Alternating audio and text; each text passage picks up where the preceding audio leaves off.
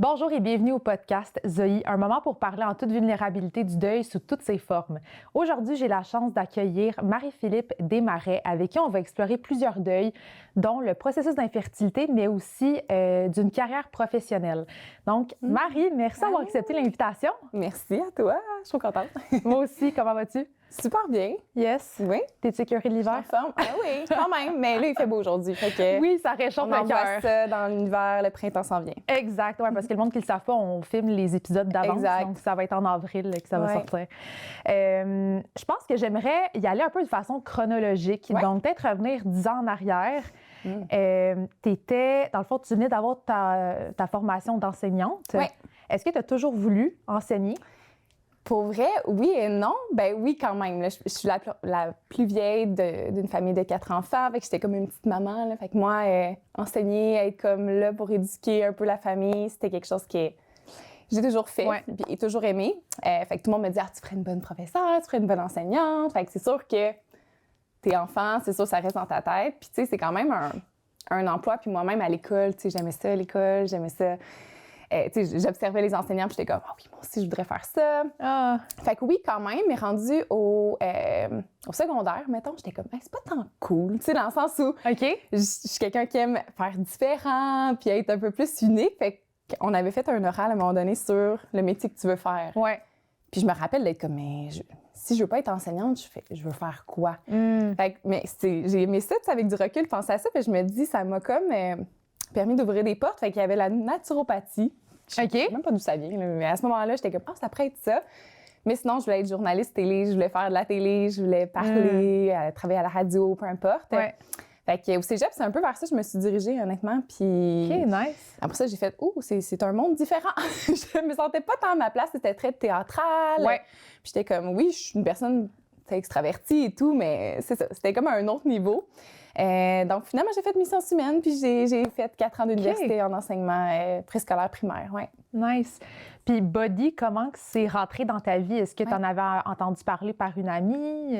Non, même pas. Tu sais, étant quand même beaucoup, dans le passé, c'était beaucoup Facebook, là, à ce moment-là, les réseaux sociaux.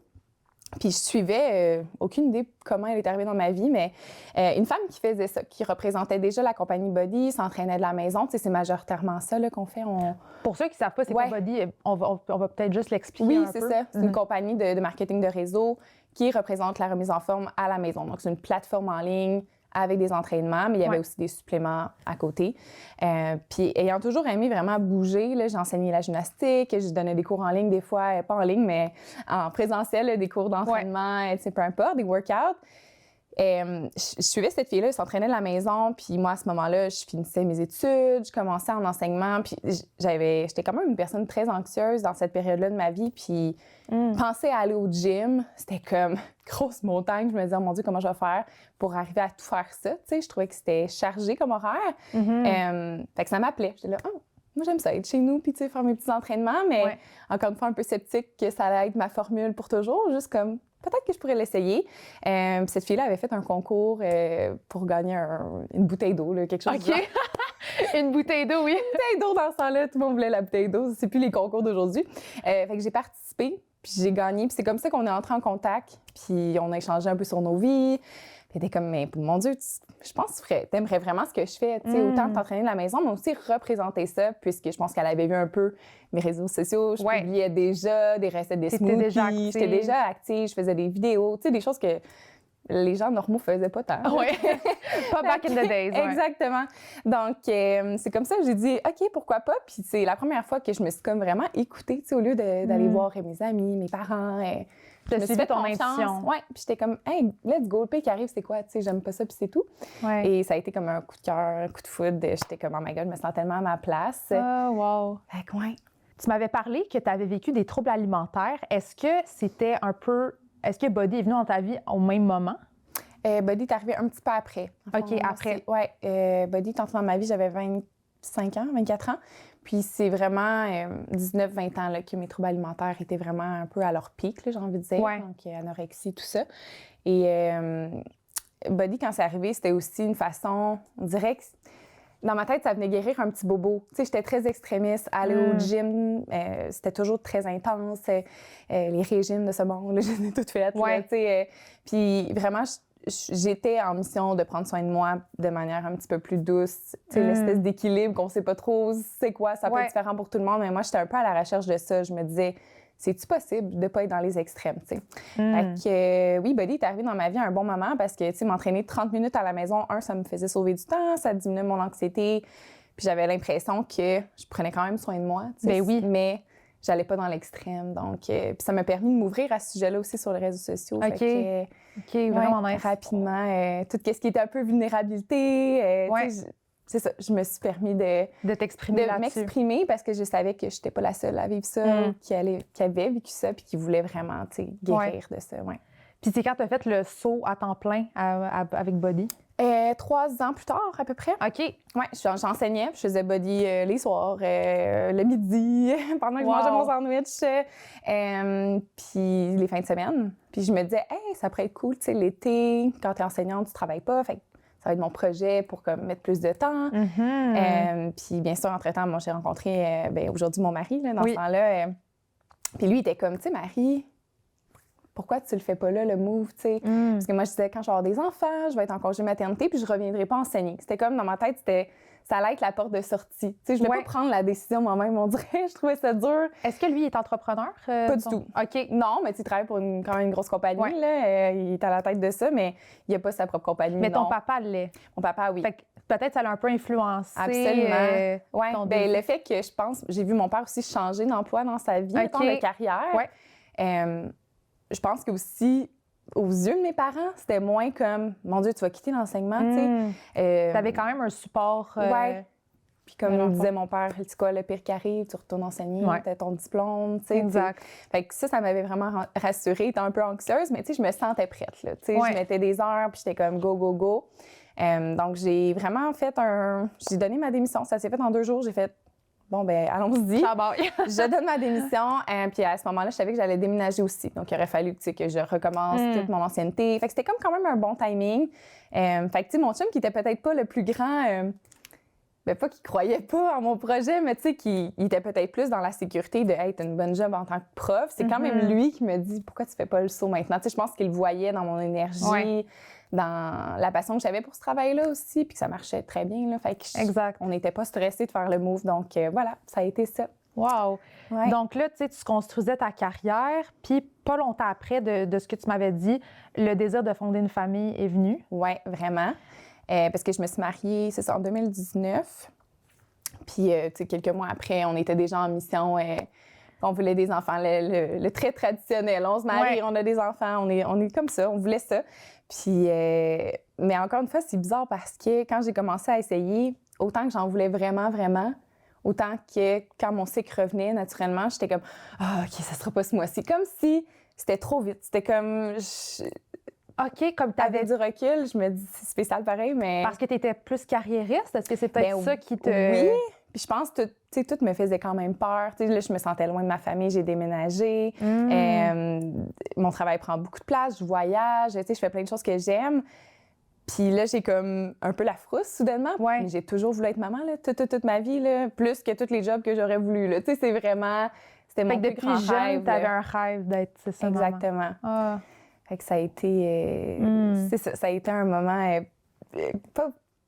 c'est ça, ça a été spécial parce que autant que je voulais vraiment un bébé, autant que c'était correct si c'était pas ce mois-ci. C'était dans ma tête. Je le verbalisais pas tant à mon chum, par exemple, parce qu'on dirait que j'avais peur de le décevoir.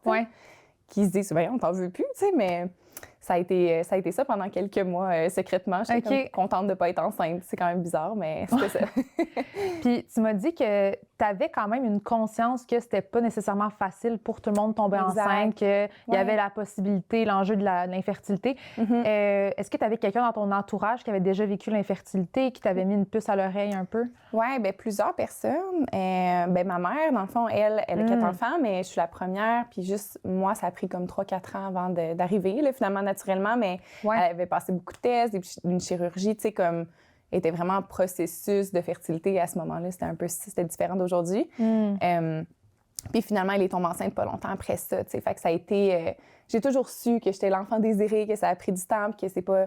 Avoir un bébé, c'est pas miraculeux, là, tu sais, en voulant dire... C'est pas en claquant des doigts toujours, tu sais. Non. Il y en a de plus en plus des cas, là, en plus. Exactement. Mais je me rends compte, par par contre, on entend souvent le contraire, tu sais. Puis en même temps, c'est vrai pour beaucoup de gens, là, tu sais, il faut se protéger, il faut faire attention. Donc, souvent, il y a des femmes qui n'ont jamais entendu de parcours, de moments plus difficiles, parce que c'est quand même gênant. Tu sais, il y en a qui ne le sauvent pas là-dessus. Là, il y en a qui ressentent beaucoup d'honte aussi, ou comme une forme d'échec. Là. C'est ça. Fait qu'ils vont juste pas le dire, tu sais, que ça a pris 2 ans avant de tomber enceinte. Tu sais, ils vont juste pas le nommer. Et quand la personne vit ça, elle se trouve pas normale. Elle se dit, voyons donc, qu'est-ce qui se passe? Il y a quelque chose qui fonctionne pas. Ouais.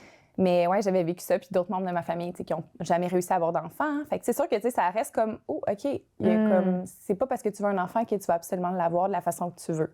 Ouais. Donc, ça, j'étais quand même consciente, mais je pense aussi que ça crée pas une peur, mais tu sais, quand les gens autour nous disaient, ah, puis vous essayez, j'étais comme, pas sa défensive, mais j'étais comme, mais ça peut prendre du temps, tu sais, c'est pas magique pour tout le monde, puis... Fait que déjà, on dirait que je voulais éduquer les gens, puis en même temps, ça me permettait comme pas de calmer les gens autour, mais tu sais, en étant sur les réseaux sociaux, c'est sûr que les gens se permettent beaucoup de rentrer dans ton intimité. Oui, ils sont proches de toi. Exact. Puis là, t'es mariée, puis t'as dit que tu voulais des enfants. Fait que là, c'est quand que le bébé y arrive? Tu sais, c'est le genre de questions que je recevais, là, quand est-ce que tu vas être enceinte? Puis j'étais comme, on est censé le savoir? Qui le sait? Qui le sait d'avance? C'est comme, c'est ça. OK. Fait que ça a été un petit peu ça, ouais. Puis ça a pris combien de temps avant que tu réalises que tu avais un problème de fertilité? Oui, je dirais 1 an.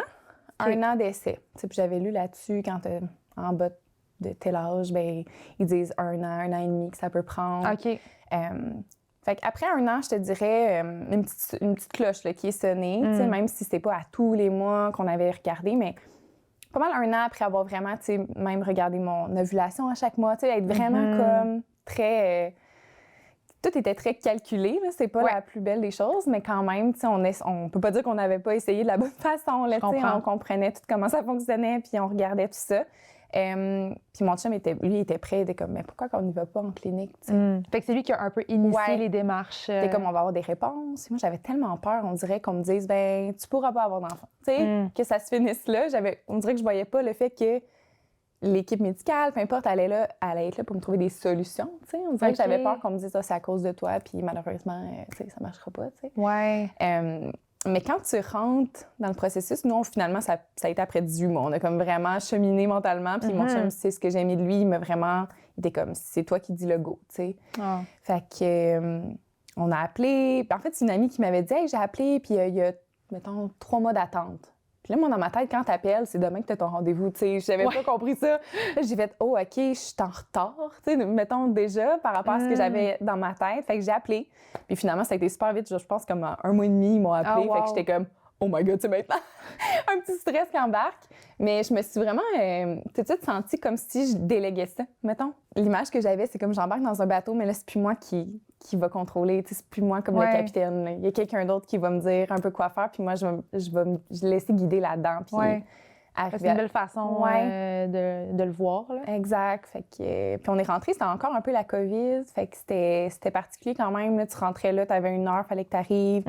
Avec ton masque, on était toutes séparées dans la salle d'attente. C'est super chaleureux comme endroit normalement. Mais là, c'était genre des petites chaises, toutes séparées, puis ton conjoint ne pouvait pas être avec toi. Fait que tu sais, des examens assez intimes au début que tu n'es pas habitué. Maintenant, à un moment donné, tu deviens habitué. Là.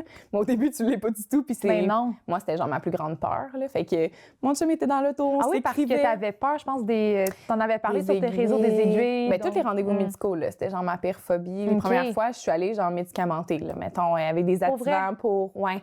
Je pensais même, tu sais, j'étais comme, je serais jamais capable, là, comment je vais faire, tu sais. Moi, j'amenais encore ma mère à 20 ans dans mes rendez-vous, là, tu sais. Fait que mon chum est resté dans l'auto, mais c'est con, mais ça m'a comme donné une confiance aussi, tu sais. Je sortais là tellement fière de moi, j'étais genre... Puis t'avais comme une mission aussi à travers tout ça. Exact. J'avais un but, puis tu sais, quand ça allait pas bien, je pensais à ça. J'étais comme, il va y avoir un petit miracle qui va s'en venir. Fait que, des grosses épreuves, mais à ce moment-là, je sentais que c'était la porte qu'il fallait ouvrir pour la suite. Comment tu as vécu le deuil de la grossesse que tu avais imaginé? Parce que là, tu as le deuil de ne pas pouvoir annoncer de façon spontanée ta grossesse. Parle-nous-en un peu. Bien, c'est vraiment ça, je pense. Le plus dur, ça a été comme de pas vivre ça comme une surprise. Tu vois, les annonces, mettons, les gens qui annoncent ça en surprise, puis tout le monde est comme « Oh my God! Tu sais, qu'est-ce qui s'est passé? » Bien, je savais que moi, j'allais pas pouvoir faire ça. J'aurais pu, mais tu sais, dès le début, ma belle-famille était au courant du processus. Moi, j'étais pas bien à aller à un souper de famille, puis qu'il il y avait des questions malaisantes. Le monde le savait, puis à la limite, je trouvais ça le fun aussi de pouvoir les éduquer, encore une fois, là, à travers ton parcours d'enseignante. On aime ça. Mais ça me permettait, on dirait, d'être moins stressée aussi, que le monde me pose des questions malaisantes, peu importe. Mais ouais, ça a été dur de voir aussi les autres pouvoir le faire autour de moi, des amis. Ah, c'était mon autre question, ça, parce que tu peux comme avoir une forme de jalousie, entre guillemets. En fait, c'est plus une envie. Tu as tellement le goût de tomber enceinte, tu te disais, pourquoi moi? Oui, puis c'est particulier parce que, tu sais, avant que je sois en essai bébé, j'ai 2 amies qui sont tombées enceintes en même temps. OK. Puis une un petit peu après l'autre, finalement. Puis, tu sais, ça a comme créé un malaise entre elles, parce qu'il y en a une qui est allée aussi un peu en fertilité, puis l'autre, c'est arrivé en claquant des doigts. Puis, j'ai vu l'espèce de malaise qu'il peut y avoir dans... Ah ouais. Tu sais, puis c'est la vie qui décide, là. C'est pas parce que toi, tu tombes enceinte que tu pourras jamais tomber enceinte. Il n'y a pas une date limite de petit bébé dans le monde, c'est dans le sens où... Ouais. C'est pas parce qu'une réussit que toi, tu vas jamais réussir. Mais j'ai vu ça de l'extérieur, puis je me suis dit, oh mon Dieu, si un jour ça m'arrive, j'espère pas le vivre comme ça. J'espère que je vais avoir que je vais être heureuse pour les autres. Puis ça, c'est toujours resté. Parce que oui, c'est sûr que des fois, ça arrive toujours comme ça. Je suis sûre qu'il y en a qui vont comprendre, mais tu as tes règles cette journée-là, tu es super déçue parce que ça n'a pas marché encore une fois. Puis tu ouvres ton Facebook, c'est juste des annonces de grossesse. Puis tu es comme, pourquoi aujourd'hui? C'est comme, la vie t'envoie ça, tu sais. Puis tu trouves ça dur, évidemment. Vraiment. J'ai pleuré, j'ai été fâchée, j'ai tout vécu ça. C'est comme un peu des deuils mensuels, même quasiment, parce que pour vrai, à chaque, t'attends toujours le mois venu, hey, je vais-tu être enceinte ou pas? Exactement. Puis c'est comme tu veux te préparer aussi à peut-être un éventuel deuil. Tu te dis, est-ce qu'il va falloir que je fasse un deuil de jamais avoir d'enfant? Tu as toujours ça dans ta tête, mais en même temps, tu veux. Moi, j'ai toujours voulu être du côté positif, tu sais, l'espoir, puis le fait qu'il y a beaucoup de femmes qui passent par là puis qui réussissent finalement. J'étais très mindée là. J'étais comme, moi, je m'en vais là, je m'en vais dans la bonne voie. Mais en même temps, ça n'empêche pas que tu as toujours cette arrière-pensée-là, tu sais. J'en ai eu des gros breakdowns. Puis j'ai trouvé ça le fun aussi de m'ouvrir là-dessus avec mes amis. Puis j'étais comme, si un jour vous avez des bébés, tu sais, comme... Venez m'en parler à moi en premier. Tu sais, mettons, moi, des annonces comme publiques, puis que tu fais partie de l'annonce publique, puis t'es comme en live, ça vient te chercher, mettons. Fait que mes amis, souvent, ils m'ont appelé pour me le dire. Ou, tu sais, un à un, mettons, pour que ça soit c'est gentil de leur part. Ben oui, puis t'es comme, je vais en parler samedi au souper. Puis j'étais comme, mon Dieu. Tu sais, j'étais émue. J'étais genre, ben là, t'as pas à faire ça, mais en même temps, rassurée. Parce que, tu sais, t'imagines-tu l'anxiété puis la peine qui monte devant tout le monde. Puis les autres aussi, peut-être, qui cachaient un peu leur bonheur. Pour pas me faire de la peine, tu sais. Fait que c'était comme un gros cercle. Mais moi, j'étais comme, non, je veux qu'on célèbre, là, parce que je dis, un jour aussi, ça va être moi. Puis je me disais toujours, quand ça va être mon tour, comme, j'ai pas envie que quelqu'un soit triste, mais ça, tu peux pas contrôler ça, mais j'ai pas envie que quelqu'un soit fâché du fait que je sois enceinte, tu sais. Fait que moi, je veux avoir la bonne attitude pour les autres. C'était vraiment mon thinking à ce moment-là. Oui. Puis peux-tu un peu nous parler du processus d'infertilité, comment que ça s'est passé? Tu as dit que ça a pris 18 mois avant que... Oui, 18 mois avant d'embarquer dans le processus. Donc, on essai naturel. Après ça, une fois que je suis rentrée, c'est sûr que là, j'ai vécu un parcours un peu plus long que probablement la normale des femmes qui vont rentrer là-dedans parce que, par choix un peu, là. Je ne sais pas, moi, comment ça fait. Bien, en fait, au début, tu passes des tests vraiment de base pour voir est-ce qu'il y a des anomalies, autant côté homme, femme. Bien, là, des fois, il y a des couples aussi lesbiennes, peu importe, là, qui vont en clinique. Mais à ce moment-là, on m'a dit qu'il n'y avait pas nécessairement de problème. Fait que j'étais comme catégorisée en tant que couple comme de l'infertilité inexpliquée parce qu'ils ne sont pas capables de mettre le doigt sur quelque chose directement. Ça doit être profondément gossant. Autant que je voulais pas de diagnostic, c'est ça qui me faisait le plus peur. Autant que rendu là, j'étais comme, mais là... Tu veux au moins... Trouvez-moi un bobo, mettez-moi un plaster, on peut-tu trouver, tu sais, la cause? Mais, fait que ça a été ça au départ. Donc, il commence avec les inséminations artificielles. C'est avec le sperme de ton conjoint qui vont laver, donc vous choisir les meilleurs spermes. Là, je résume ça dans mes mots à moi, c'est parce que je suis pas correct. médecin. Puis ensuite, ils vont aller directement dans l'utérus, au col de l'utérus, porter, dans le fond, l'échantillon de sperme en clinique. Puis tu retournes chez vous, puis t'attends. Fait que, tu sais, après ça, c'est vraiment chez vous, t'apprends si t'es enceinte ou non de manière naturelle. Fait que, moi, je dis c'est comme essayer naturellement, mais juste un petit peu plus comme contrôlé, parce qu'encore une fois, tu sais, tu prends une hormone pour déclencher ton ovulation, t'arrives, tu sais, t'as un rendez-vous, fait qu'ils savent que c'est le bon moment du mois, c'est pas comme un peu n'importe quand. Mais ouais, j'en ai fait 6 comme ça.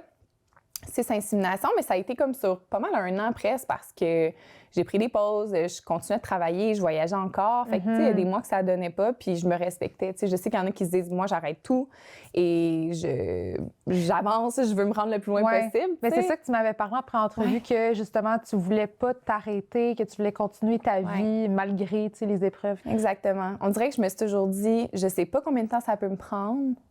Ben justement, j'ai pas envie de me dire, hey, pendant tout ce temps-là, j'aurais dondu ou, tu sais, j'ai manqué telle chose. Ou... Puis pour ma santé mentale aussi, je pense que c'est important de comme, faire des choses pour nous en tant que couple aussi. Que c'était comme un non négociable. Puis encore aujourd'hui, je regrette zéro. Il y en a qui me disent, mon Dieu, ça a dormi été long. Je suis comme, ouais, mais dans ma tête, non. Tu sais, c'est vraiment. Mais chacun a son processus. Exactement. C'est pas tout le monde qui le vit de la même façon. Non, toi, c'est ça. C'était comme ça, puis c'est bien parfait. Puis tu sais, tu prends des hormones aussi, fait que ton corps est... Je suis pas très hormonale dans la vie, fait que c'est sûr que je le voyais quand même, tu sais, dans mon humeur. Et je pense qu'il y a 2 cycles qu'on a collés, 2 cycles d'insémination, fait que c'est vraiment comme sur 2 cycles menstruels, 2 mois de suite. J'ai pleuré à tous les jours de ma vie. J'étais comme ça va pas, mais c'était pas tant la situation, c'était juste le trop plein d'hormones. Il n'y a pas eu de pause. Fait que ça a été intense. Fait que ça a juste confirmé que j'étais quelqu'un qui avait besoin d'un petit peu plus d'espace. Puis après ça, en fait, avant la 6e insémination, moi, depuis le début, je voulais investiguer pour l'endométriose. Encore une fois, ça, c'est un sujet qui touche plein de femmes, mais c'est tellement inconnu encore. C'est une maladie qui est dure à diagnostiquer quand même. Puis les médecins en fertilité, tu sais, ils savent que pour certaines personnes, même si tu fais pas de chirurgie puis qu'on va pas nettoyer ce qui a été causé par l'endométriose, tu peux quand même tomber enceinte. Mais il y a d'autres personnes qui vont faire des fausses couches à répétition, puis ça peut être la cause. Fait que, tu sais, c'est chaque personne différente. Moi, j'avais jamais tombé enceinte. Donc c'est ça, j'ai un petit peu poussé. Tu sais, au début, j'étais comme le genre de patiente qui écoute le médecin. Ça prend 3 minutes, un appel Zoom, puis t'es comme, parfait, au revoir. Je posais aucune question. J'étais comme, à la limite, après, j'allais faire mes petites recherches. J'étais trop gênée de gérer mon dossier. Mais à un moment donné, j'ai compris que c'est le fun, des fois, de prendre un contrôle puis de voir qu'il y a aussi... Ils sont plus à l'écoute puis qu'ils sont prêts à t'aider, là, tu sais. Donc, j'ai poussé puis il m'a dit, ben regarde, on va faire la dernière insémination. Si ça fonctionne pas, je te mets sur la liste d'attente pour la chirurgie au CHUM. Puis, on verra, tu sais. Fait que ça a été ça, finalement. J'ai eu mon rendez-vous, j'ai eu la chirurgie. Je faisais bel et bien l'endométriose. Pas un stade super élevé, mais quand même. Parce que c'est quoi? C'est juste au moment de la chirurgie qu'ils peuvent le voir. Il y en a qui le diagnostiquent avant. Souvent, c'est des cas plus extrêmes. Plus sévères. Mais dans mon cas, lors des échos, on ne voyait rien. Là. Fait que c'est vraiment à la chirurgie qu'ils l'ont vu, puis ils ont enlevé ce qu'ils avaient enlevé. Fait qu'ils étaient comme, ben, là, tout est prêt pour la FIV. Puis est-ce qu'il t'avait dit si ça allait justement à combien de pourcentage ça allait accroître tes chances? Pas tant. OK. Il me l'avait dit. Il dit, tu sais, on peut faire la chirurgie, on peut ne pas la faire, puis aller tout de suite en fécondation in vitro. Et le pourcentage de chances va être le même.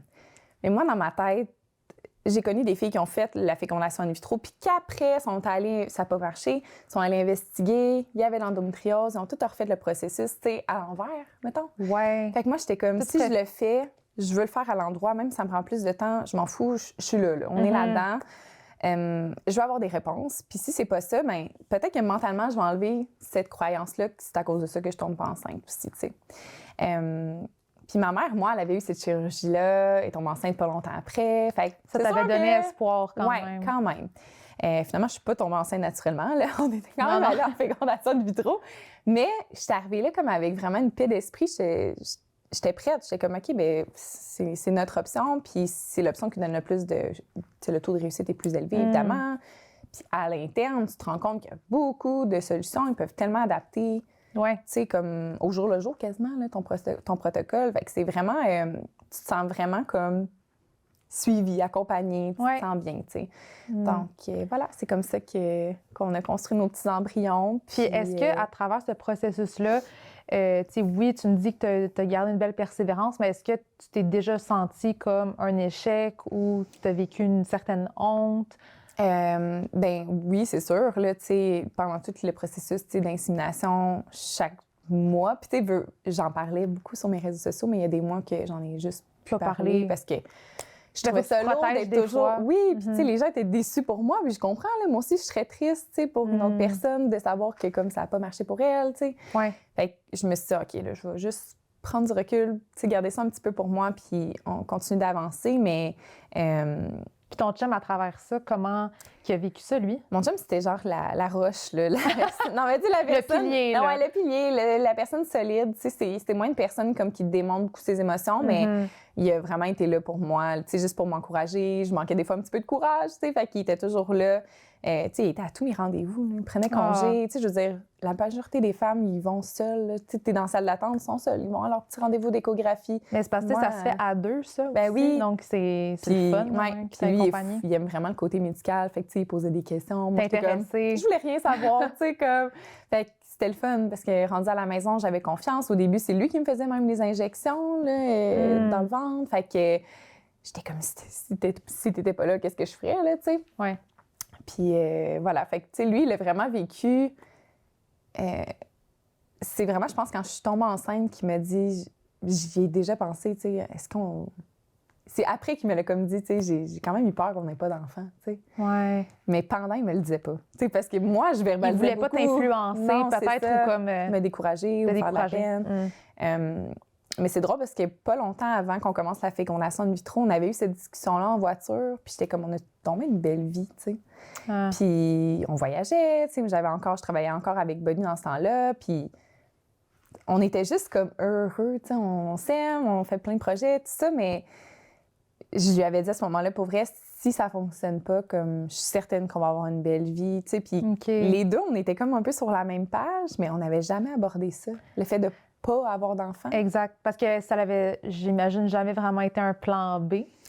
Ben non, parce que moi, j'étais prête à l'adopter. Mon chum, pas vraiment. Fait que, tu sais, là, on n'allait pas aussi loin. Il était comme, Marie, qu'on va être rendu là, on en parlera. Mais moi, j'étais comme, quand on va être rendu là, j'ai l'impression que je vais devoir vivre un certain deuil, là, tu sais, parce que je sentais que lui, il était pas super ouvert à ça.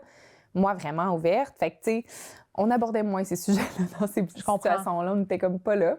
Mais on a déjà eu, c'est ça, l'échange que... crime, on est vraiment bien, puis si on a un enfant, ça va être un cadeau, là. Ça va être un gros plus dans notre vie. Oui, on l'a toujours attendu, mais tu sais, il va vraiment arriver comme un cadeau dans notre vie, là. On va pas être plus... Ben oui, on va être plus heureux, mais tu sais, on n'attendait pas nécessairement... on n'attendait plus vraiment l'arrivée d'un bébé pour être à 100% heureux, mettons. Tu sais, on se sentait comme sur notre X, professionnellement, tout ça. Fait que... c'est vraiment juste avant. Fait que ça, c'est quand même particulier qu'après, le petit bébé est arrivé, puis on était comme, hey, dire qu'on a pensé à ça. Tu sais, mais en même temps, c'est bon d'avoir ces discussions-là, je pense. Absolument. C'est malaisant, mais. Oui, c'est ça, mais il faut que tu passes par là. Puis... Ben exactement. Ouais. Open communication is always the best. Exactement. Ouais. Excuse mon anglicisme. On va traduire. Puis parle-moi de ton entourage, comment que eux ils ont vécu ça de loin? Bien, de loin et de proche. Oui. Bien, je pense que c'était très silencieux. Tu sais, au début, il y avait beaucoup un bébé dans l'année, la dernière petite goutte de vin. Là, dans notre famille, on dit toujours ça. Tu sais, au début, j'étais très mis on the spot. Là. Tu sais, ils connaissaient le parcours, mais ça n'empêche pas que, tu sais, c'est ton année. Puis, tu sais, au jour de l'an, là, c'est cette année, tu vas avoir ton petit bébé, je le sens. Moi, ça, là, ça me brisait le cœur. J'allais pleurer aux toilettes après. J'étais comme ouf. Parce que qui va garantir ça? On le sait pas. Tu rentres là-dedans, il n'y a aucune garantie. Là. Oui, tu le sais qu'il y en a que ça marche, il y en a que ça marche pas, mais comme, tu le sais pas. Là, je me disais, je déçois-tu? Est-ce que je déçois la famille? Puis, du côté à mon chum, c'est beaucoup... il y a beaucoup d'enfants. Puis, c'est ça. Il était beaucoup dans l'espoir, mais pas nécessairement... on n'en parlait pas beaucoup, tu sais, c'était vraiment plus en surface. Puis, mais vraiment, tu sais, c'est sûr qu'ils me le souhaitaient, mais c'est drôle parce que... C'est quoi que tu aimerais dire aux gens qui ont quelqu'un dans leur famille qui vit un processus d'infertilité? C'est quoi la bonne... Y a-t-il une bonne manière d'approcher quelqu'un? Mais je pense que d'emblée, de demander à des gens comme... Est-ce que vous voulez des enfants? Est-ce que, tu sais... Parce que c'est sûr que c'est curieux, tu sais, des gens qui sont ensemble depuis longtemps, ils ont l'âge d'avoir des enfants. Tu sais, même moi, des fois, j'ai le goût, tu sais, je connais des couples, puis j'ai le goût de leur demander, mais je suis comme non, je leur demanderai pas. À moins d'être vraiment proche, puis qu'on sent qu'on est dans le sujet, tu sais. Mais il y a une façon de le dire, puis je pense que de les laisser venir à s'exprimer, Parce qu'il y en a qui vont jamais vouloir le partager. Il y en a qui, tu sais, sûrement autour de vous, qui ont vécu ça, puis vous allez jamais le savoir. Tu sais, c'est vraiment, il y en a vraiment qui me l'ont dit. Moi, j'ai personne autour de moi à qui je l'ai dit, puis je suis comme, oh mon Dieu. Mais des fois, j'ai le goût de dire à ces gens-là, ouvre-toi, parce que ça fait tellement du bien. Tu sais, après ça, tu sens que comme il n'y a plus de commentaires malaisants. Oui, c'est ça. Il n'y a plus des petites matantes à Noël qui te disent... Tu sais, moi, quand les gens me disaient « Allez-vous avoir un beau bébé? Oh, vous allez avoir des beaux bébés. Ça s'en vient quand? » Mais je disais toujours « Ben, on essaye fort, mais là, on est dans un processus spécial. » Mais, tu sais, sans nommer tout l'aspect médical, j'étais comme... On essaie depuis quelques années, mais on espère que ça va venir un jour. Tu sais, j'ouvrais la porte un peu comme ça, puis il y en a qui vont vouloir être curieux puis comprendre. Puis il y en a d'autres que non. Mais je pense que c'est vraiment à la base les commentaires un peu froids de... Oui, c'est ça. Ah, je comprends. Ça, c'est à faire attention, mettons, je pense. Est-ce que tu es allée consulter en thérapie ou tu n'as pas senti le besoin, non? Non, mais tu sais, encore une fois, je pense que j'ai pris les devants pour en parler sur ma communauté, sur mes réseaux sociaux, rapidement quand même. Là. J'ai fait des vidéos YouTube là-dessus, d'ailleurs. Là, il y en a quand même quelques-unes. Puis ça a été comme un peu ma forme de thérapie parce que je pouvais vraiment m'ouvrir, je pouvais expliquer comme le processus un peu plus en détail. Puis je suis allée vraiment rechercher beaucoup de gens aussi, tu sais. Puis c'est drôle, il y a une fille qui m'avait écrit « Mais tu veux-tu vraiment être associée à ça? Tu veux-tu vraiment que ton brand, ça soit la fille fertile? » Puis j'étais comme « T'avais pas pensé? Voyons, j'ai pas pensé à ça. Moi, dans ma tête, non, parce que moi, dans ma tête, je fais tout ça pour être maman un jour, puis que, tu sais, infertile jusqu'à preuve du contraire, dans le fond. C'est vraiment ça. Il n'y a pas, un deuil, pas une finalité, là. Non, c'est des transitions de vie. Exact. Puis, tu sais, je veux dire, c'est pas parce que tu as vécu telle épreuve que... Oui, évidemment, c'est un deuil que tu peux traîner un peu toute ta vie, mais comme ça te définit pas comme personne. Exactement. Puis j'étais comme, au contraire, si je peux justement aller chercher plein de personnes qui vivent ça, qu'il y a quelqu'un, tu sais, moi, souvent, les gens me disaient « Merci, j'ai partagé ta vidéo à mon amie, tu sais, je suis la seule à savoir son parcours, fait qu'elle va te suivre, tu sais, comme... » Puis moi-même, il y a des gens qui sont venus m'écrire « Hey, je suis passée par là, si jamais tu as des questions. » Puis pour vrai, je m'étais faite dans mon cell, dans mes notes, comme une petite liste là, de fertilité crew. Puis j'avais mis les comptes Instagram des filles qui m'avaient vraiment donné des qui avaient raconté leur histoire, mais des choses que j'avais pas vraiment entendues. Fait que j'étais comme, mais si un jour ça m'arrive, je sais qu'est-ce qu'il faut que je pose comme question au médecin, je sais que tel médecin est spécialisé dans ça, je prenais le nom du médecin en note. Tu sais, comme, j'étais comme prête. C'est créer une petite boîte à outils. Petit réseau, Puis j'allais écrire à ces gens-là plus souvent qu'à mes amis proches concernant le processus parce qu'ils me comprenaient fois mille. C'est tant si longtemps que tu n'as pas vécu ce moment-là, tu peux pas vraiment relate ou... Exact, à ce niveau-là, tu sais. Puis c'est quand même particulier. Tu sais, même ma sœur est infirmière, puis je disais des technicalités dans la clinique, puis elle était comme, on n'a jamais appris ça, tu sais, parce que si tu travailles pas dans une clinique de fertilité, tu vois pas autant ces petits détails-là, tu connais pas toutes les hormones. Exact. Les tests à passer, tout ça. Fait que, Puis ça, c'est une autre parenthèse, parce qu'on parlait de l'entourage. Tu sais, ma sœur qui est vraiment comme dans l'aspect plus médical, une de mes sœurs, elle était comme, tu peux toujours m'en parler, si tu as des questions, tu sais, s'il y a des choses que tu comprends moins bien. Puis je lui avais dit, moi, j'ai juste peur qu'on puisse pas utiliser mes ovules parce qu'il m'avait dit que j'avais une réserve un peu basse. Une réserve ovarienne, c'est vraiment tes ovules. Puis à chaque fois que tu as un cycle, tu as les ovules qui partent, évidemment, parce que tu ovules, jusqu'à la ménopause. Parce que la ménopause, c'est parce que tes ovules, ils s'en vont. Puis ton taux d'hormones aussi baisse. Fait que c'est comme ça que la ménopause arrive. Fait que c'est vraiment une banque d'ovules que tu épuises avec le temps. Puis le médecin m'avait dit, ta réserve est un petit peu basse, mais rien d'anormal. Mais tu sais, c'est quand même plus bas que la moyenne des filles de ton âge. Fait que moi, j'ai vu ça tout de suite comme un problème. J'étais comme, oh! Fait que j'avais été lire, puis tu sais, après ça, j'ai compris, même autour de moi, des filles qui avaient eu droit à des dons d'ovules d'une sœur, par exemple, une amie, pour aller féconder avec les spermatozoïdes de leur chum, puis créer des embryons, fait pour les implanter dans leur ventre. Mais c'est pas leur ovule à elle. Non, c'est ça. Mais j'étais comme, c'est une possibilité, tu sais.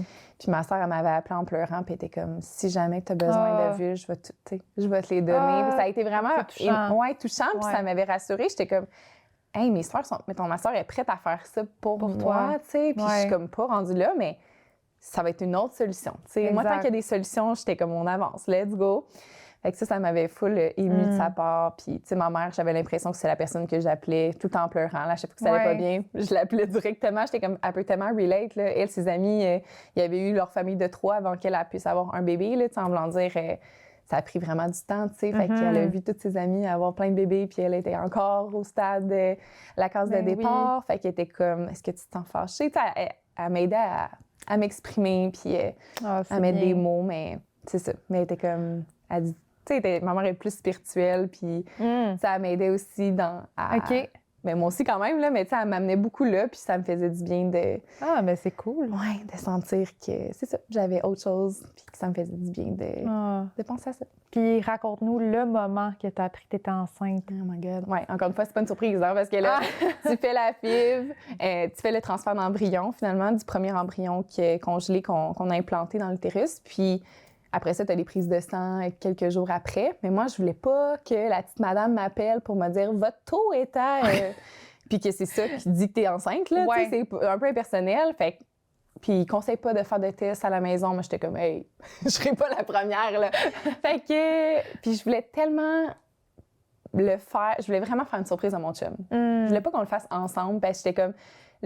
Comme à toutes les fois que j'ai fait des tests de grossesse, je voulais être toute seule. Je voulais... Si c'est pas positif puis j'ai envie de pleurer toute seule, ben au moins j'ai pas l'impression de faire de la peine à mon chum, je sais pas comment dire, tu sais, j'étais comme je le vis toute seule, puis après ça je vais lui annoncer de manière très nerd, genre on continue, c'est correct. Fait que puis pour vrai, j'avais aucun signe, là. Je parlais avec d'autres filles qui avaient fait aussi des transferts d'embryon en même temps que moi, puis étaient comme hey, je sens déjà telle affaire, puis j'étais comme oh, moi en tout cas ça augure pas très bien parce que j'ai rien là, j'avais pas de symptômes, j'avais rien. C'était l'été, mes amis étaient venus à la maison, puis en tout cas je m'en rappelle. Puis j'avais dit à mon chum, le mardi, j'aimerais ça faire un test, tu sais. Mais je savais que moi, le lundi, j'allais le faire.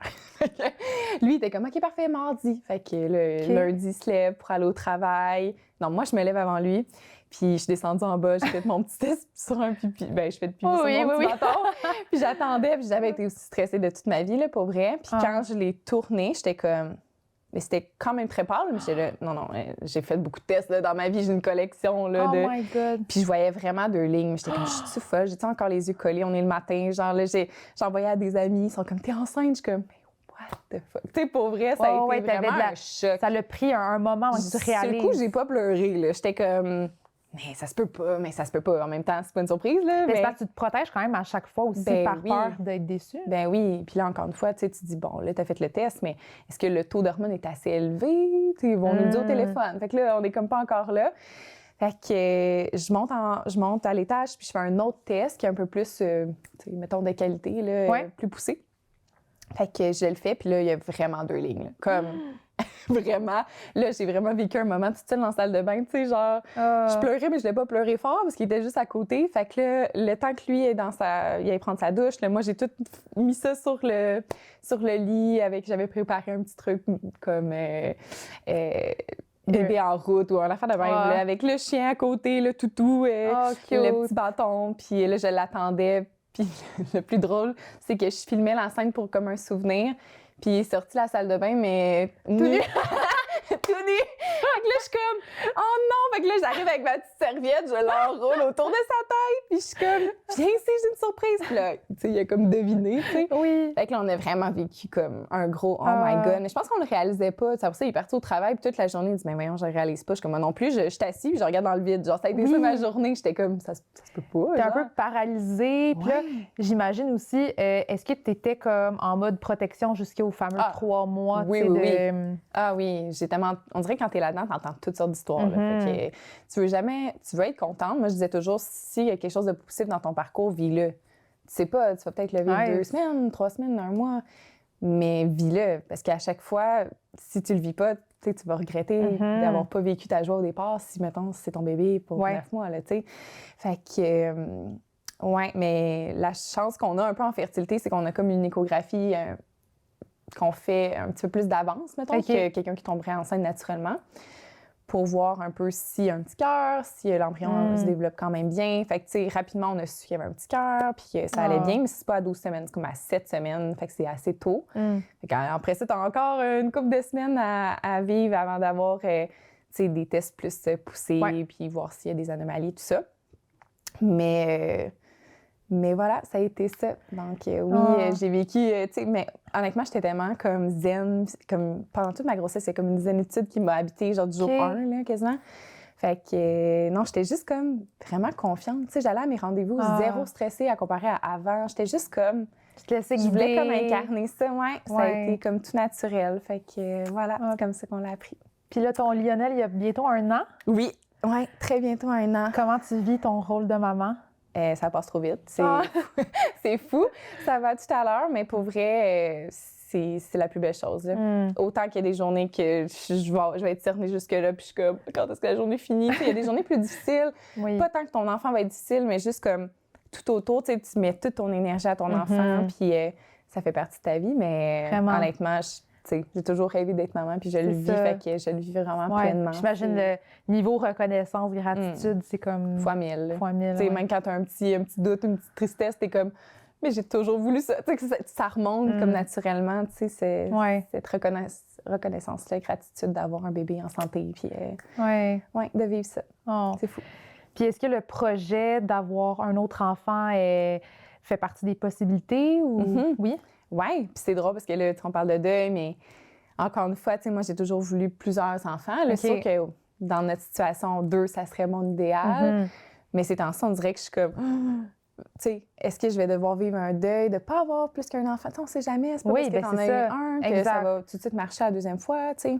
Puis là, c'est comme tout ton coco. Fait que déjà là, t'es comme, je veux préserver peut-être mon énergie, à lui. À lui, oui. Exact. Tu veux pas te dire encore une fois, j'ai été tellement dans le vouloir d'un deuxième enfant que j'ai pas profité de celui-là, mettons. Ouais. Fait qu'il y a tout ça, autant qu'on en veut un autre, autant qu'on veut tellement profiter, tu sais, ça va vite, là.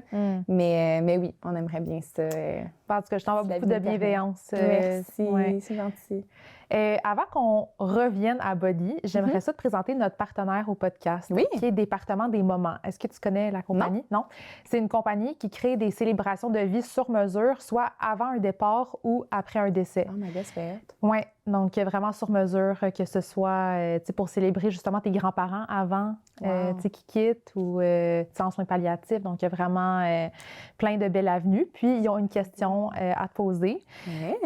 Donc, je te la pose. Si tu avais à organiser ta propre célébration de vie, elle aurait lieu dans quel endroit significatif ou idéal pour toi? Tu peux prendre le temps d'y penser. J'adore!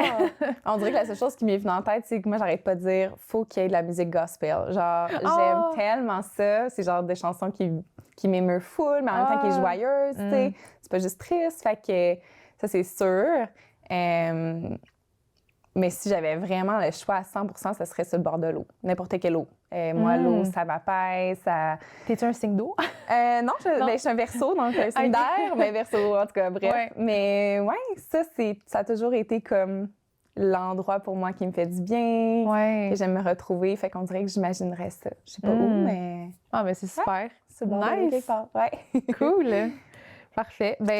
Toi, ce serait quoi? Moi, j'ai répondu dans un autre podcast, mais c'est sûr, dans un champ, sûrement à côté d'un saule pleureur. Les saules pleureurs viennent me chercher. Ben là, on a vécu dans la même maison. C'est vrai? Oh my God! Ben oui. Ben oui. Oui, parce que le monde, c'est ça exactement. Oui, c'est ça. Tu l'étais là juste avant. Oui, le lait qui nous unit. C'est quand même drôle. J'ai tout de suite pensé à cet arbre-là. Ouais. Ah non, mais je te dis, à chaque fois que je le voyais, tu sais, il était tellement majestueux. Puis tu sais, ça se laisse porter par le vent. Puis... Dans une cour arrière. Tu sais, souvent, tu vois ça en campagne, mais là, c'est dans une banlieue. Oui, exact. Donc, si on revient à Body, en fait, pendant ta grossesse, tu savais pas qu'il y allait avoir, pas longtemps après, un moment tournant dans ta vie qui allait être l'annonce que Body allait changer son modèle d'affaires. Exactement. Donc, explique-nous comment ça s'est passé. Oui, bien, ça s'est passé, je me rappelle pas j'étais à combien de mois de grossesse, mais quand même un peu, après mon premier trimestre. Fait que moi, j'ai eu un premier trimestre assez rock'n'roll, côté nausées, vomissements. J'ai tout vécu. Puis là, enfin, tu sais, je me sortais de ça. J'étais comme, je me sens mieux, je reviens à la vie, je retrouve mon corps, je commence à avoir une petite bédaine, tout est le fun, tu sais. C'est comme le bon moment. Et du jour au lendemain, en fait, on se fait annoncer, puis ça a été plus publiquement annoncé, donc on l'a appris en même temps que tout le monde. C'est un peu ça qui est difficile aussi des fois. Que Body allait changer son modèle d'affaires, donc on perdait notre job. C'est vraiment, dans le fond, on résume ça à ça. C'est fou. On pouvait rester affilié, faire des commissions comme on le fait avec plein d'autres compagnies, mais le côté plus développement d'équipe, tous les bonus, dans le fond, ce qu'on a travaillé pendant 10 ans, parce que j'ai vraiment été avec Body presque... Wow. Ça faisait 10 ans à ce moment-là. ça s'effondre, tu sais, du jour au lendemain. C'est comme surréel. Mais pour vrai, sur le moment, tu sais, il y en avait plein en pleurs, tu sais, comme qui réagissaient. Puis moi, j'étais comme, OK, mais attendons de voir. Tu sais, on dirait que j'étais comme, mais il y a peut-être une solution. Tu sais, moi, j'étais juste comme, c'est pas la fin totalement, tu sais. Peut-être que ça va être dans quelques mois. Effectivement, c'était pas le jour même. Ça a été comme 3-4 mois plus tard.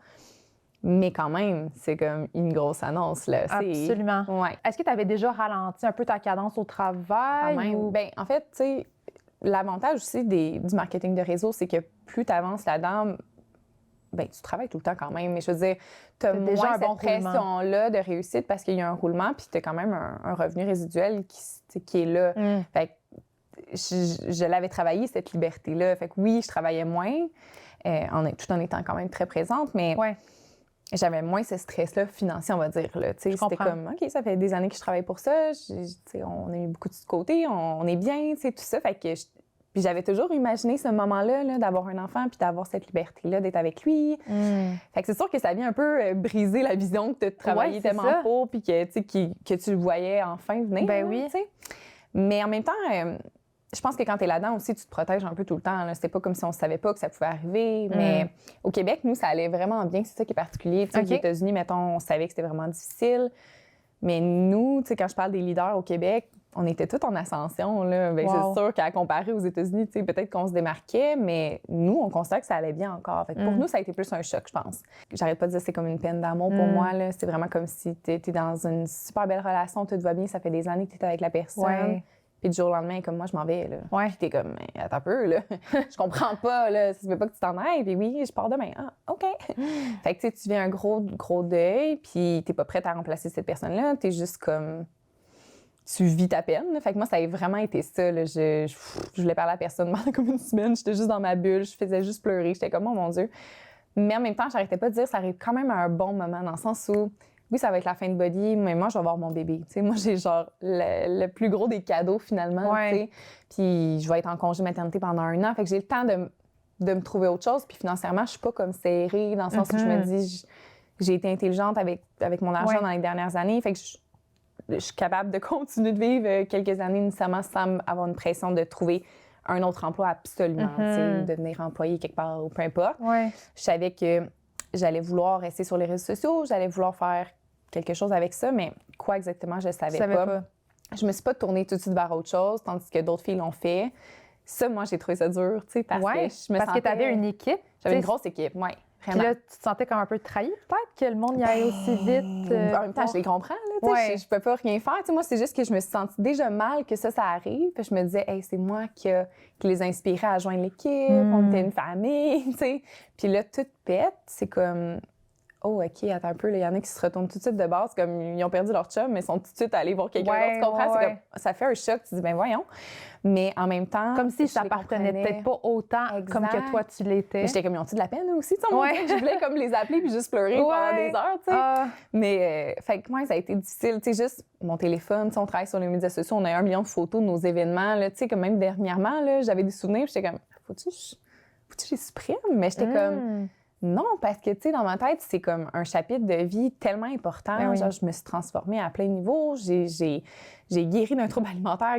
Je considère que c'est vraiment grâce à ça, tu sais. Je me dis, comme, je peux pas me mettre ça de côté. Oui, il y en a qui sont fâchés, qui vont toujours être un peu plus dans la colère, puis dans... C'est correct. C'est correct. On le vit chacun à notre façon. Mais moi, je suis une éternelle nostalgique. Fait que c'est sûr que si tu me parles de body, je vais être encore comme, j'ai vraiment aimé ça, puis mon équipe, puis tu sais. Mais de les voir un peu s'épanouir ailleurs, c'est sûr que je me sentais comme une petite mère, là. Je suis contente pour vous, mais tu sais, à l'intérieur de moi, je suis comme, j'aurais voulu les garder avec moi, mais c'est ça. Je voulais pas non plus faire un choix, aller dans une autre business pour que ces gens-là viennent avec moi, tu comprends? Je voulais vraiment que, comme quand ils ont choisi Body, c'était pas juste pour moi, c'était le projet derrière ça, c'est la compagnie, c'est tout ça. Fait que ça m'a permis de voir un peu aussi, moi, qu'est-ce que je veux faire. Quand je vis un deuil, je le vis intensément, genre, par rapport à mes émotions, ça peut durer 1 semaine, 2 jours, 1 journée. Ça va être intense. Mais après ça, c'est comme, je suis capable de tourner la page. Oui, je vais toujours rester nostalgique, puis, je vais être capable de revenir là-dessus, comme d'en parler super positivement. Mais je suis capable de tourner la page puis de faire, OK, mais ça m'est pas arrivé pour rien. On n'aime pas ça se faire dire ça, là, tu sais. Je sais. Ça t'est arrivé pour une raison. T'es comme... Mais en dedans de moi, je sentais que c'était arrivé à un bon moment, puis je sentais que c'était peut-être la chose qui allait me faire... tu sais, qui allait te propulser à ton prochain défi. Tu sais. C'est ça. Ouais. Je pense qu'on peut toujours aller plus haut, plus loin. Fait que ça, c'est... Puis c'est quoi qui a été la partie la plus tough? Est-ce que ça a été vraiment de délaisser ton équipe ou peut-être même le deuil financier que tu as vécu? Ben oui, quand même, un deuil financier. Au départ, on dirait que j'étais dans le déni, là. J'étais comme... je voulais pas rentrer, je voulais pas voir la différence des payes qui rentraient dans mon compte. J'étais comme, OK. Mais oui, c'est sûr que je te dirais que quand j'ai eu mon enfant, après ça, je suis revenue un peu plus à moi, puis à mes projets. Puis là, j'étais comme, oh... OK, tu sais, comme on peut plus être autant pas dans les dépenses, là, mais tu sais, ton rythme de vie doit quand même se réajuster. Exactement, un petit peu changer, tu sais, pour ma part, pour mes besoins personnels. J'aime ça être autonome puis faire mes petites choses. Fait que là, c'est sûr que je me suis dit, OK, on va faire un petit peu plus attention à ça, mais oui, c'est sûr que c'est En fait, c'est plus une déception de me dire, hey, j'ai travaillé 10 ans pour tout ça. Pour que ça s'effondre. Pour que ça s'effondre, mais en même temps... C'est n'importe qui qui travaille pour une compagnie, qui perd sa job, c'est un peu la même chose. Il faut qu'il se trouve autre chose. Puis pendant ça, là, pas de salaire ou des fois une petite compensation, mais c'est ça. C'est comme un deuil de faire « faut recommencer ». Ouais. Mais en même temps, je suis une personne persévérante. Fait qu'on dirait que je le sais, mais sur le moment, c'est comme dans ma tête, c'est comme si c'était la fin de ma vie comme de travail. Je sais pas comment dire, ma vie professionnelle. Sur le moment, j'étais comme... Est-ce que tu as déjà même pensé à revenir en arrière en tant qu'enseignante? OK. Ça, c'est la question qui m'est le plus revenue, je pense. Mais on a besoin de prof. Ah, ça sera pas moi. Mais ouais, non, c'est zéro une option. Mais je pense que ça m'a... Tu sais, j'ai tellement appris à devenir un peu plus entrepreneur. Bien, c'était vraiment pas naturel pour moi, tu sais. En fait, c'est un modèle d'affaires complètement unique, là. C'est pas comme un entrepreneur vraiment régulier, on va dire, mais quand même, ça a forgé un leadership, tu sais. J'ai pris vraiment beaucoup confiance en moi. J'étais zéro une fille de chiffres, là. Maintenant, j'adore ça, tu sais. Fait que c'est plein d'affaires que j'ai confiance maintenant, que je peux trouver autre chose. Mais sur le moment, j'étais comme, mais je sais plus, moi, qu'est-ce que je veux faire, tu sais. Dans quoi je suis bonne? Qu'est-ce que je veux faire? Est-ce que je veux complètement changer ou je veux rester un peu dans la MLM puis me donner une deuxième chance, que j'ai choisi aussi de faire un peu? Fait que c'est ça. J'ai beaucoup de questionnements, mais en même temps, j'ai pris mon temps. Fait que mes décisions ont été réfléchies, bien pensées, puis je sens que c'est aligné avec moi en ce moment. Puis en même temps, bien, ça me prouve que tout est toujours en mouvement. Il n'y a rien de fixe coulé dans le béton, puis c'est parfait comme ça. Donc, c'est vrai, ça. C'est vrai. Ça fait combien de temps que tu travailles pour Shaklee? 1 an. Un petit peu plus qu'un an. Ouais. OK. Puis entre Body et Shaklee, ça a pris combien de temps? Avant de joindre, je te dirais 3 mois à peu près. OK. Fait qu'un 3 mois, mais tu sais, j'ai fait quand même le saut, mais je peux pas dire que j'étais vraiment into it. C'était comme, je fais le saut, j'apprends à connaître les produits, puis je vais vraiment mon rythme. Puis, tu sais, si ça me parle, je mettrai plus d'énergie avec le temps. Ce que je fais en ce moment, puis j'adore, là, vraiment. J'ai l'impression comme de retrouver ça, tu sais, puis de rebrousser chemin un peu dans mes débuts, de faire, OK, mais là, j'ai déjà ces compétences-là qu'avant, j'ai travaillé pour. Fait que là, c'est comme, ça va plus vite, c'est le fun. Mais tu repars quand même à zéro, comme tout le monde. Fait que ça aussi, c'est intéressant. T'as-tu certaines craintes encore qui t'habitent ou... Ben c'est sûr que, tu sais, quand t'as travaillé 10 ans pour bâtir une équipe comme de rêve, tu sais, moi, j'avais vraiment une équipe super soudée, quand même unique aussi. Tu sais, j'avais full travaillé pour attirer à moi ces personnes-là. Fait que, tu sais, là, de sentir que ces gens-là n'existent plus, c'est comme j'ai encore cette croyance-là que je pourrais pas autant avoir la même équipe, mais en même temps, j'arrête pas de me dire mon équipe va être différente, parce que j'ai évolué, il y a plein de choses qui ont changé, la compagnie n'est pas la même non plus. Fait que, mais là, je suis dans une passe très, plein de confiance, puis plein d'excitation à part. Très cool. Par rapport à ce projet-là, c'est vraiment le fun. J'adore. Vraiment nice. Si tu regardes ton parcours dans ton ensemble, c'est quoi que tu as appris le plus sur ces deuils-là? Oh my God. En parlant des deux, mettons, de fertilité. Mais je pense que c'est de les vivre puis de pas avoir peur de continuer puis de voir plus loin. C'est dans le sens où... De pas t'arrêter. De pas t'arrêter à la peur ou à ce qui te fait de la peine ou qui t'a blessé dans ta vie, tu sais, de faire comme OK, mais il y a autre chose, puis il y a différentes solutions aussi, là. D'ouvrir la porte à ça, puis d'accepter de les vivre, ces deuils-là. Tu sais, de pas être gêné de les vivre, puis de les vivre pleinement. Je pense que c'est... la meilleure chose. Puis si tu avais un conseil à donner à quelqu'un, qui en ce moment traverse un processus d'infertilité ou une rupture professionnelle, est-ce que c'est un peu le même conseil que tu donnerais, de ne pas s'arrêter? Ou de ne pas s'arrêter. En fait, de faire vraiment des choses pour toi qui te passionne. Ça, c'est vraiment... Je pense que tu peux pas te dire « Ah, je suis déçue d'avoir fait ça ». Tu peux pas regretter. Ouais. Tu fais quelque chose pour toi au travers ces difficultés-là. C'est pas de mettre de côté le deuil que tu fais en ce moment, mais plutôt de dire, ben tu sais pas combien de temps tu vas le vivre, ce deuil-là. T'as aucune idée. Donc, faut que tu trouves quelque chose qui va te permettre de rayonner au quotidien. Ça, c'est sûr. Bien, super. Bien, merci tellement pour ton temps, ton partage, ta vulnérabilité. J'ai adoré discuter avec toi. Moi aussi! Donc, on se dit à bientôt pour un prochain épisode.